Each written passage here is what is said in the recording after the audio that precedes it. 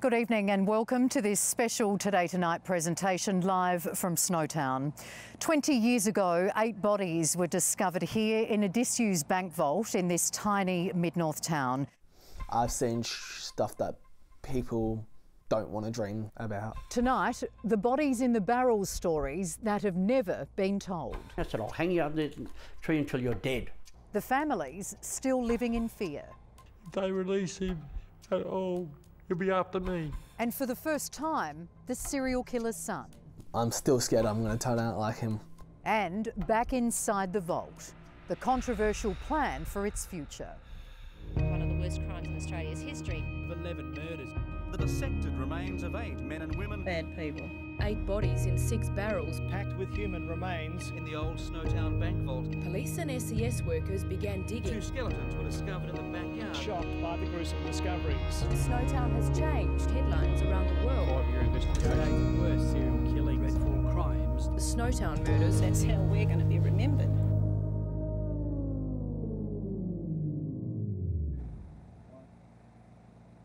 First tonight to the crimes that shocked a nation, a serial killing case that's etched in our state psyche. The arrests of John Bunting, Robert Wagner, James Vlasakis and Mark Hayden made international headlines and put Snowtown on the map for all the wrong reasons. Jessica Adamson looks back at how the case unfolded. Major crime investigators have been working on this case for months. Early last night they made their move. It became very apparent to those police officers that it was highly likely that there were bodies in that room. It's the crime that shook the country and changed the identity of a small South Australian town forever. Absolutely sick. I mean, we're just a quiet little country town. 20 years ago, police made a truly hideous discovery. 8 dissected bodies stuffed into 6 plastic barrels hidden inside a disused bank vault in the state's mid-north. Another 4 victims were later linked to the case. Their deaths were soon dubbed the Snowtown murders. I think undoubtedly it is the worst serial murder case that Australia has ever seen. John Justin Bunting, Robert Joe Wagner and James Spiridon Vlasakis murdered 11 people between them. Mark Ray Hayden helped cover up their crimes. The stench down there was phenomenal. We just thought it's just the way they lived, you know. And then we found out the real stench was actually bodies. Salisbury North man Jack Jordan lived just metres from where 2 bodies were found buried in the backyard of Bunting's former home. He says he saw the men often and noticed something wasn't quite right about them, and even claims Hayden once tried to grab his young daughter. I said, if you ever touch any kid around here, I said, I'll hang you up the tree until you're dead. Yeah, that would be the worst neighbour I've ever had. The victims were the men's own family members and friends, and many were horrifically tortured before they were killed. Prosecutors allege there was a 12th murder victim, but a jury couldn't reach a verdict on her death. I'm not surprised that people still do talk about them. Retired Detective Chief Superintendent Paul Schramm led the investigation. This case is undoubtedly one of the most complex of its kind ever undertaken in Australia. This whole team came together, and it was the team's resilience and commitment that was instrumental in bringing these people to justice. Emotions ran high as relatives of the victims left court. No comment. The Snowtown case was just on another level completely. The trial took 11 months, cost the state millions of dollars. Former 7 News court reporter Graham Hunter covered the proceedings. The motive was just the vile vigilantism. It was homophobia, it was greed, it was this sense of self-righteousness that they could just go in and kill these people because they didn't like them. And it was just so feral and so evil and so vile. Bunting and Wagner were both sentenced to life without parole. Vlasakis confessed to 4 of the killings and was jailed for a minimum of 26 years. Hayden was given 25. They recently hit the headlines once again when Robert Wagner made an application to have a non-parole period set. saying he'd like a chance to spend time in the community with his 21-year-old son.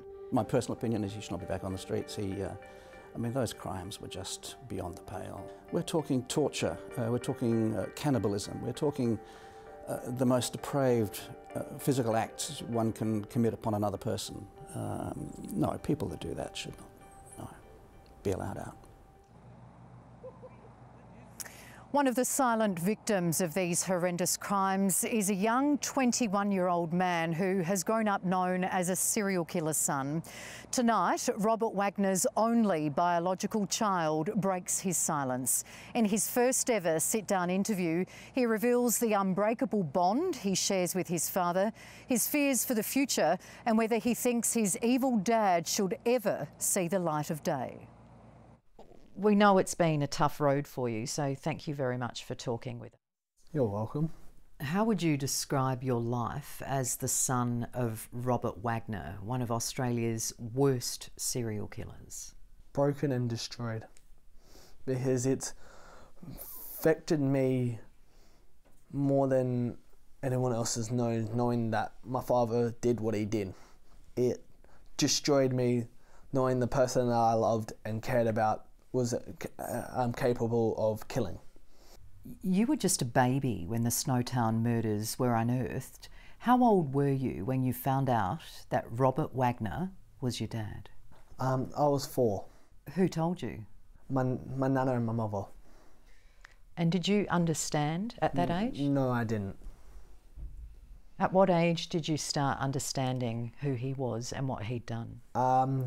As soon as I got a little bit older, say around 10, maybe 12, I wasn't happy with him because I used to blame myself that it was my fault he went to jail. What's your earliest memory of your dad? My first memory would have been when I was 3, running around the prison. In my eyes, when I was a 3-year-old, I thought he was my hero. But of course, as you got older, you spent more time with him. And when you found out what he'd done, did you want to visit him? No, I started pushing my father away. I disagree with what he did. I felt sorry for the family, the families that he affected. What changed? What made you want to reconnect? I'll say around when I was 13, 14, started talking to him again because I was forced into it by my auntie because she was his sister, so she was forcing me when she was going in. She took me with her saying, you need to go see Dad, you need to reconnect, you need to spend time with your father. I turned around and said to her, I don't want to, I don't like him, I don't trust him. But you eventually did reconnect? Yeah. And what's your relationship like now? We're on a great relationship. What type of conversations do you have with him? About football, about cricket, about every sport that me and him are both into. What I play, how my life's going, what my relationship status is, everything like that. Would you describe him as a good dad? Yes, I actually would describe him as a good dad. I won't describe him as a great dad, but a good dad is. Does he ever talk about the crimes he committed? No, he won't tell me anything about them. Have you asked him about them? I've asked, but he won't tell me because he doesn't want to screw with my mind even more than it's already been screwed with. Do you know all the details of his crimes? Not all the details, I know some of them. I understand what he did was wrong, but I get a little bit confused with it sometimes as well. They were brutal and they were sadistic. Does that play on your mind? Yeah. I'm scared that maybe if someone pushes me that far, I'll have someone like Dad did with John, who corrupted him, turned him to evil, turned him sadistic, turned him into the serial killer that he is.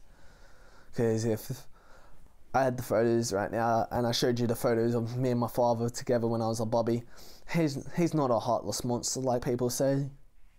Despite what he did, you're saying he's not a heartless monster? No, he cared about his son. Does he scare you? He doesn't scare me. You love your dad? I love my father. Nothing can tear me away from my dad.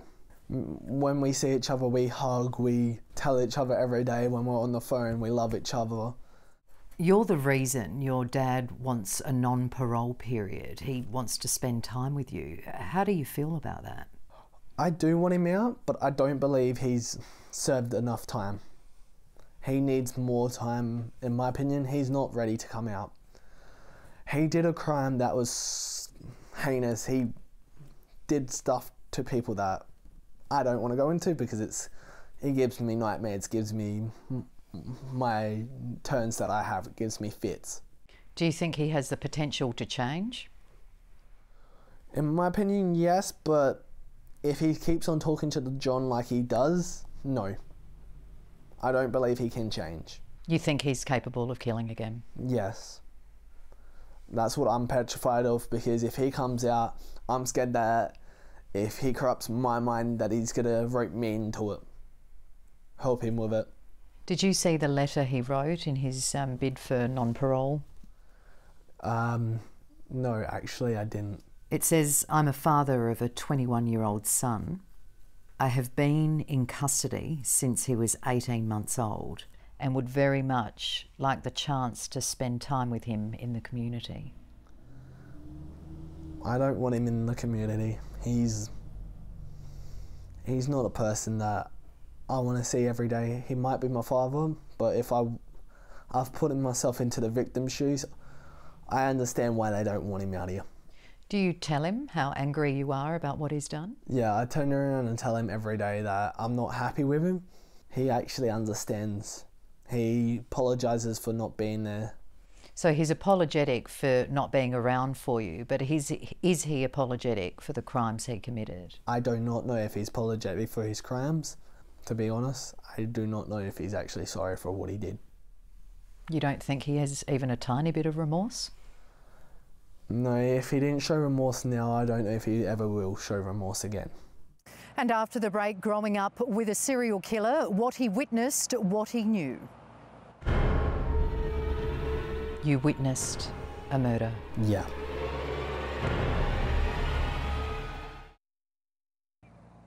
Welcome back to this special Today Tonight presentation live from Snowtown. Now, as we've heard from Robert Wagner's son, living your life knowing your dad's a sadistic serial killer is a huge cross to bear. He admits he's troubled and sometimes unstable, and it's not surprising given what he says he's witnessed. Have you ever witnessed your dad's violent side? Yes. When I was younger, really younger, I crawled in on him killing one of his victims. You witnessed a murder? Yeah. I was only little Bobby. So you would have only been a toddler? Yeah. I saw him torturing, I don't know who it was, I saw him torturing the poor person. And when my dad caught me in the room, he put me straight back into my cot. That's a lot to witness at such a young age. That's why my mind is a little bit screwed like it is today. I've seen stuff that people don't want to dream about. It hurts me knowing that my father is who he is. Some days I wish he wasn't my dad, but you can't have that wish. It must have affected you deeply. Yeah, that's why I have my mental health issues. How do you deal with them? I spend time with my fiancée. Her is the only reason I haven't given up yet. She gives me hope, she tells me I'm nothing like my father. She's the reason I didn't want to give up and didn't want to die. There was a point you wanted to die? I wanted to give up and slit my throat because I thought I was going to turn out like my dad. And I'm still scared I'm going to turn out like him, even to this day, because the stuff that my father did, I'm scared that if I get that pissed off, that anger, that demon inside me, that I could turn it on anyone, even my loved ones. It's a lot to have to cope with. I know. It's been hard, but I'm getting there. So you feel like you're on the right path? Yes. This is, in my head, opening up to you, opening up to my fiancé, opening up to my friends about what's going on with me, going on with my mental health, going on how I'm thinking about my father is actually better for me than bottling them up. Because I want people to stop judging me for being my father's son. My dad had his chance and ruined it. Now it's my time to live my story. And my story's not finished yet. Well, good luck. We do wish you all the very best. Thanks for your time. You're welcome. And as part of that interview, we agreed not to reveal the son's name or where he now lives. He's trying to put the pain of the past behind him, and that was a key motivation in him wanting to tell his story. Now, of course, there are other families too who've endured 20 years of tears, hurt and confusion. For the victims' loved ones left behind, there are still many unanswered questions. Here's Tiffany Warren. There's no doubt the victims' families remain in disbelief that such gruesome crimes could happen in suburban Adelaide streets like these. And while 2 decades have passed, for the relatives left behind, the grieving is far from over.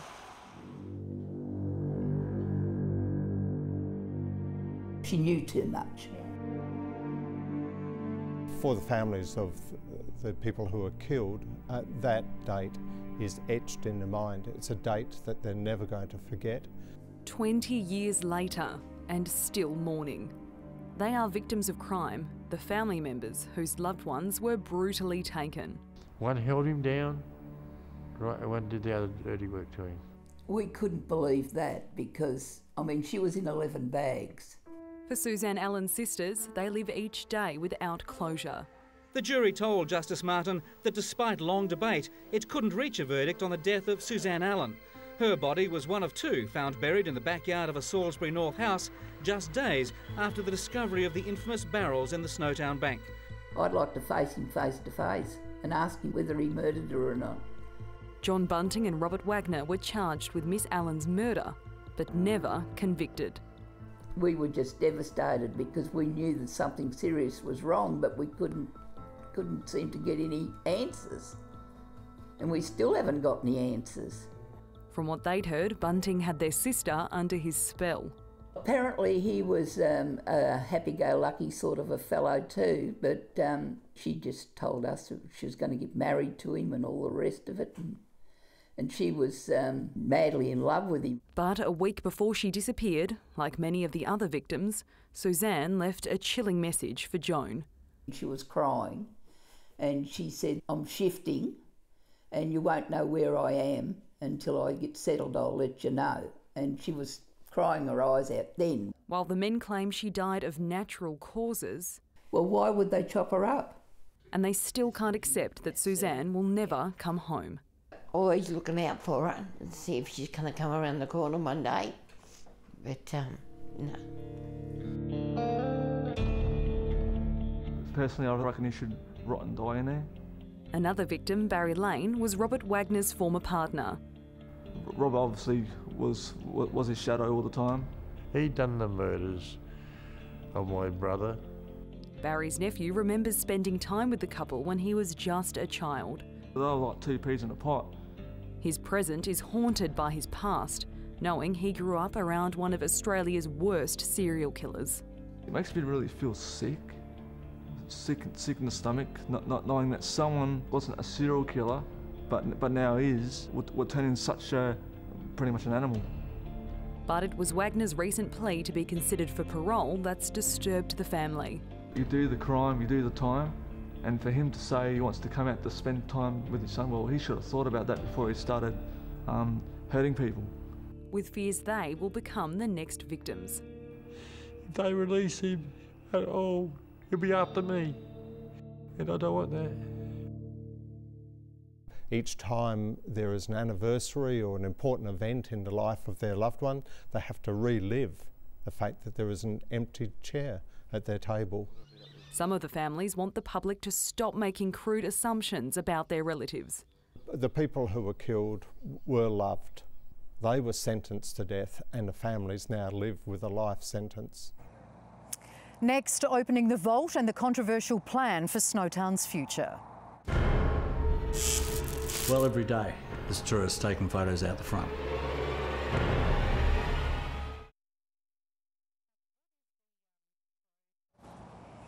Welcome back to Snowtown. The bodies in the barrels case is a crime that forever changed this sleepy hamlet. Elise Baker joins me now. And Elise, the community's had a real tough time of shaking this off, haven't they? Yeah, they have, Rosanna. As far as residents are concerned, these evil deeds happened in the past, and that's where they think the matter should stay.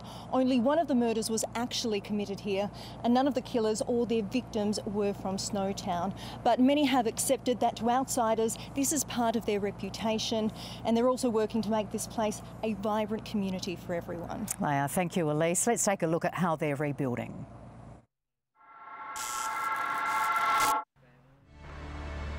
A lot of people do come through here and think this place is evil. It's just pure evil.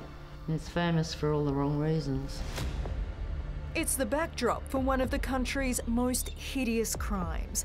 Inside this very building is where 8 dismembered bodies were discovered inside 6 acid-filled barrels. Police entered the Old State Bank building in Snowtown's main street.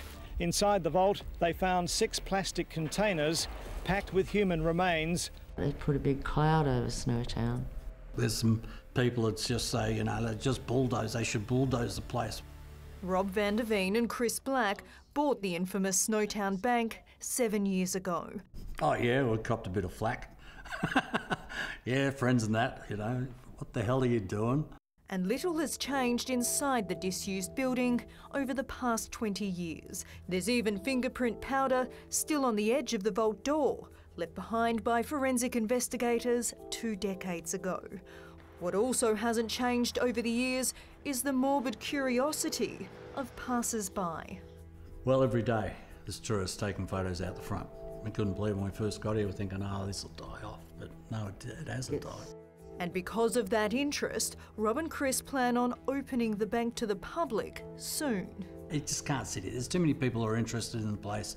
It needs to be opened up. Part of history, it's not a great history, but you know. No, you can't change history. It brings people into the town, otherwise they just go past on the highway, you know, and the other businesses in the town benefit.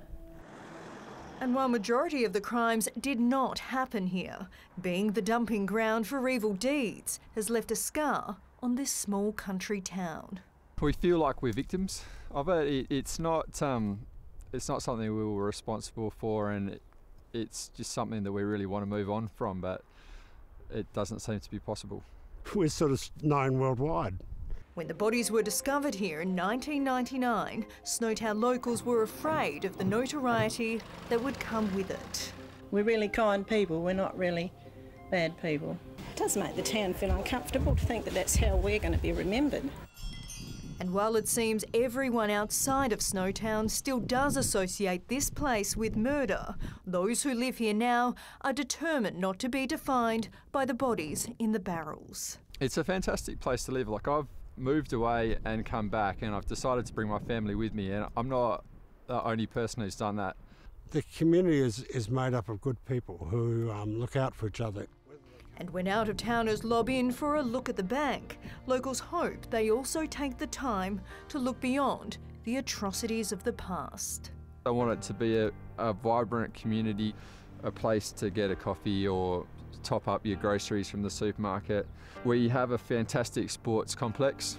We've got a nice new mural on our water tower celebrating the volunteers and the different aspects of the community from the past and the present. If we kept on beating ourselves up over what happened 20 years ago, it would be poison, so we don't. Yes, it's been a tough road for many. Thank you very much for your company this evening as we broadcast to you live from Snowtown. But before we do leave you, let's take a quick look at tomorrow's weather. Thank you very much, Rosanna. Well, after a sunny afternoon today, we can expect our clear skies to continue this week. Now, those clear skies will lead to an icy start for some, with early frost tipped about our mid-north and Riverland. In the city, down to 9 degrees overnight, then just a few clouds about tomorrow. 20's the forecast top. We'll see sunshine Wednesday, up to 21 Thursday, 22 Friday, before showers settle in over the weekend. Thank you very much, Amelia, and that's our program for this evening. Good night.